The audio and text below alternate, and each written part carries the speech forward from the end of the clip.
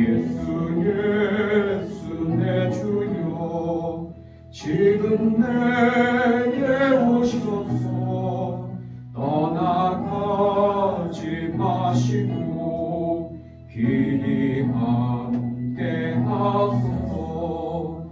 많이 나가실 때에 쓸쓸한 것만 나고 홀로 있게 마시고 주여 보호하소서. 예수 내 주여 지금 내게 오셔서 떠나가지 마시고 길이 함께 하소서. 아멘.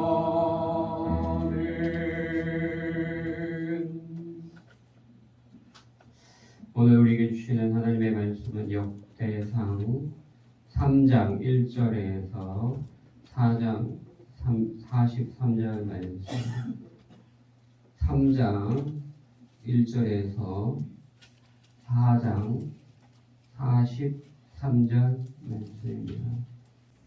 할렐루야. 이른 새벽에 나오신 우리 명일의 성도님들 환영하고 축복합니다. 또 온라인으로 참석하신 분들도 환영하고 축복합니다. 네, 본문이 이제까지 새벽 기도하면서 중에 가장 길었던 것 같습니다. 온라인으로 참석하신 분들은 본문 읽을 때 다들 주무시지 않을까 그런 생각 들고 지금 깨어 계신지 모르겠어요. 오늘 본문 굉장히 긴데요. 시간도 많이 갔는데요. 간단하게 중요한 몇 사람을 살펴보면요. 19절에 보면 스룹바벨이 나옵니다. 다윗이 언약을 받았죠. 아브라함이 받고 그 다음 유다가 받았습니다. 유다의 자손 중에 통치자의 홀이 나온다고 기록되어 있고요. 또 유다의 자손 중에 쭉 내려와서 이제 다윗이 왕국 언약을 받습니다. 다윗의 시를 통해서 영원히 망하지 않는 견고한 나라가 서게 될 것을 말씀했습니다. 그런데 우리가 알다시피 다윗의 왕국 이 유다도 BC 586년에 바벨론에 의해서 멸망당합니다. 포로로 끌려갑니다. 그때만 해도 이제 다윗에게 주어진 하나님의 언약과 하나님의 약속은 이제 깨어졌다. 이제 성취될 수 없다라고 느껴지는 그런 정말 절망적인 상황이었죠.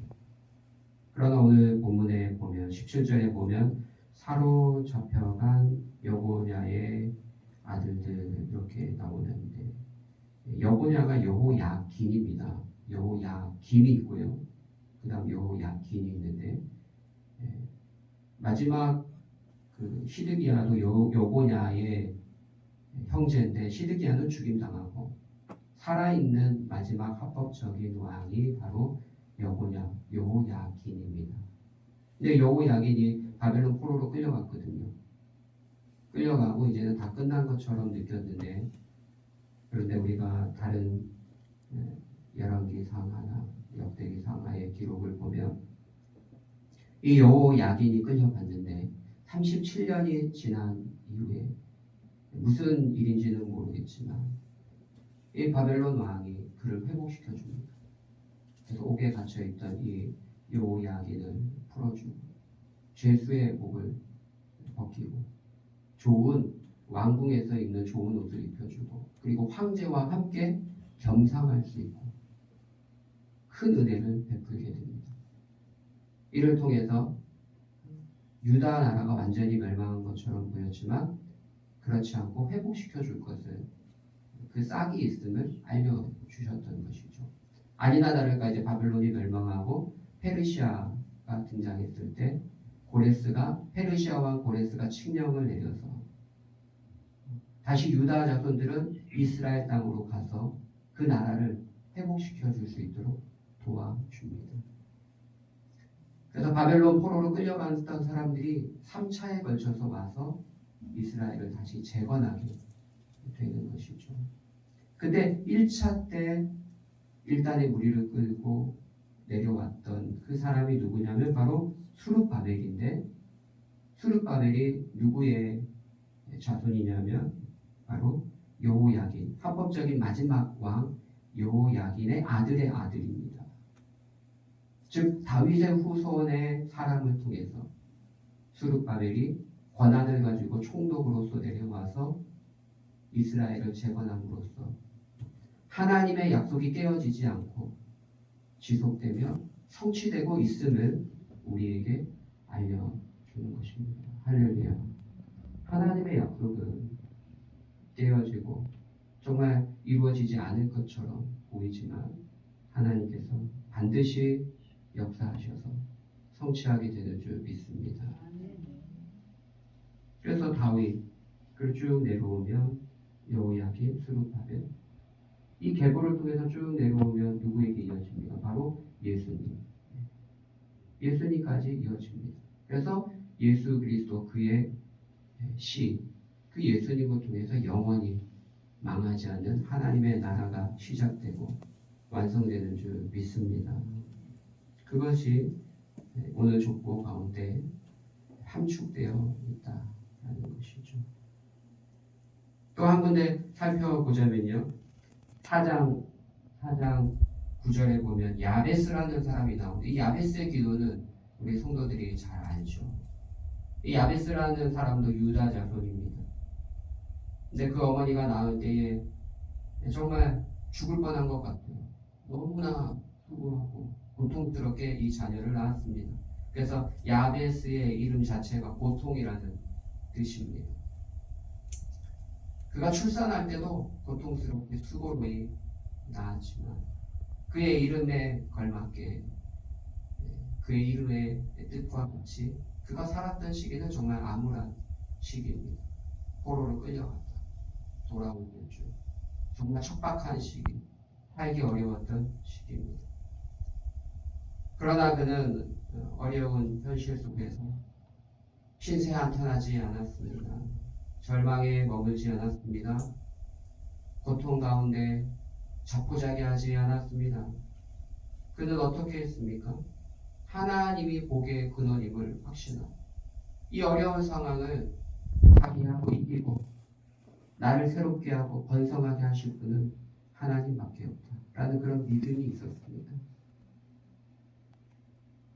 그래서 10절에 주께서 내게 복을 주시려거든, 이 말에 함축되어 있는 것은 하나님이 내게 복을 주실 수 있다, 하나님만이 하실 수 있다라는 그런 확고한 믿음이 있었습니다. 그래서 그가 절망 가운데 안주하지 않고 그는 기도했습니다. 뭐라고 기도합니까? 내게 복을 주시려거든. 첫째, 나의 지경을 넓혀 주옵소서. 할렐루야. 우리 한번 따라해 봅시다. 나의 지경을 넓혀 주옵소서. 나의 지경을 넓혀 주옵소서. 나의 지경을 넓혀달라고 기도합니다.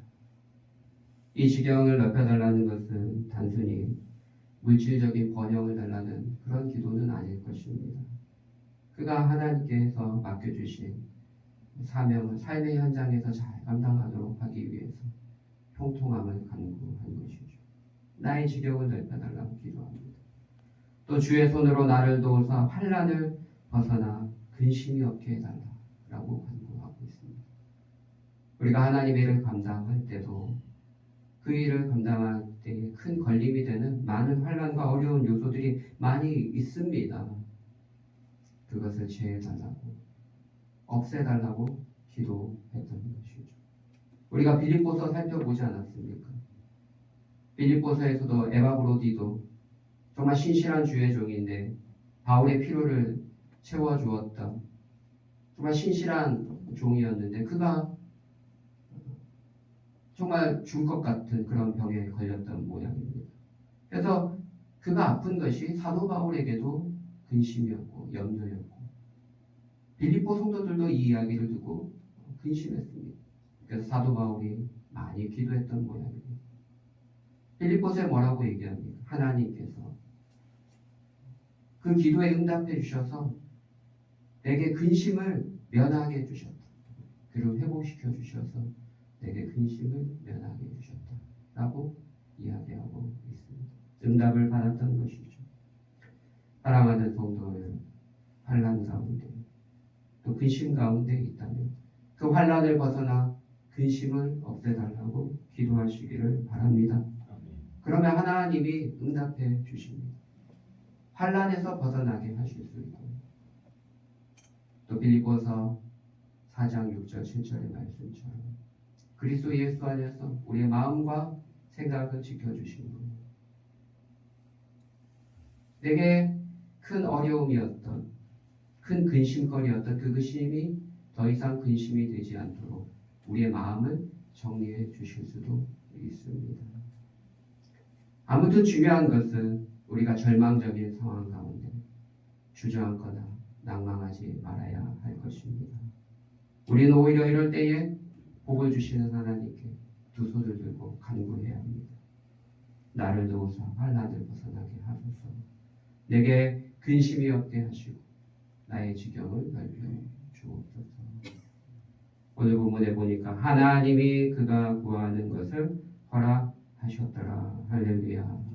믿음으로 간구하고 하나님의 선한 응답을 받는 주의 백성들 되시기를 예수님의 이름으로 축복합니다.